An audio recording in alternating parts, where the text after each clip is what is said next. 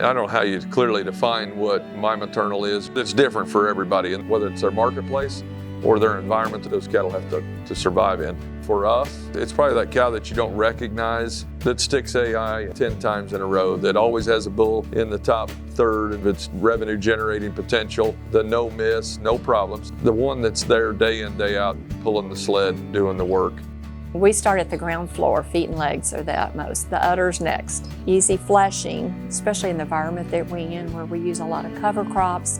If they can do it on grass, hay, then that's the cow we want.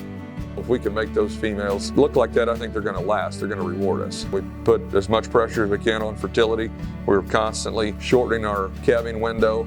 Like I tell Melody, we don't need inventory. We've got to start pressure on those cows somewhere to make them sort themselves out.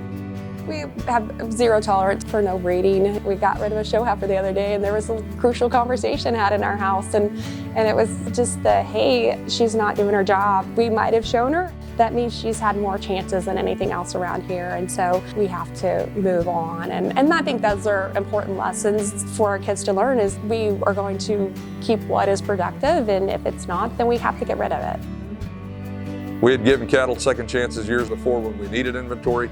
And more times than not, those cattle will come back to haunt you again. So they're all gone if they're open, and that's helped immensely. You get a shorter calving season, you get more consistency, more uniformity, and everything just seems to go hand in hand with that.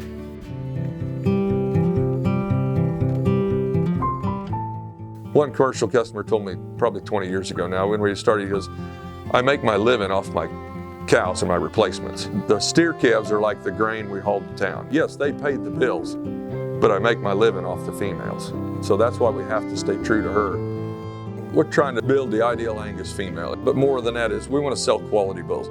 Having the best cow we can in terms of what we want to do here, and it makes having an annual bull sale that much easier. We are firm believers in all that goes with being very maternally focused, but our customer base is the commercial rancher, and so that's what we're geared towards, selling registered bulls to commercial producers.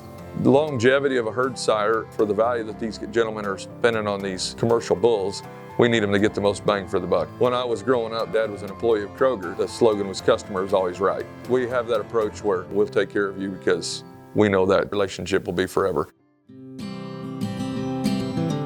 You can always tie your highlight bulls, the feature bulls, the high-selling bulls back to a better than average cow. Dad always preached that behind every great bull was a great cow. It shouldn't be a surprise when you start stacking 3 and 4 generations of picking cattle from a phenotypic standpoint with cattle that have measurable desirable traits in terms of data set. Hopefully, by doing your homework, you take the surprises out.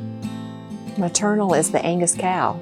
Everything that we believe in here, good feet and legs, good udder structure, docility, deep-bodied, able to support herself and a calf and breed back. And so all that package rolled into one is that cow needs to look like a production factory that's walking around taking care of herself and her baby. And that's probably never been more important than it is where we are in the cattle cycle today, given the maternal traits that those cattle have.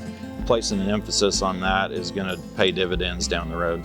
If we're going to rebuild, we want to make the cow herd even better than it is. So if you got a maternal-based bull that checks all the boxes of good things about a female, that's something to tie into and drive forward. I'd say, I don't know what the percentage would be of John's customers that their heifers outsell their steers, but I'd say it'd be pretty high. There's people that fight over John's customers' commercial heifer crops to breed and to raise and to put back into production. I mean, I think that'd be a huge driving force behind guys coming to shop in bulls here. He keeps the feet, the udders, the cows are just good fertile cows that go back and breed, and that's been huge, I think, down the road for the commercial customer. We don't need this breed to stand for what other breeds naturally can do. We need it to breed for what I always say God put it here to do. With technology and the changing industry, yes, you have to adapt some, but day in and day out and still be the Angus matron that she is and what she does with the natural resources that you have given to you. I'm John McCurry with McCurry Angus Ranch, and this is my maternal.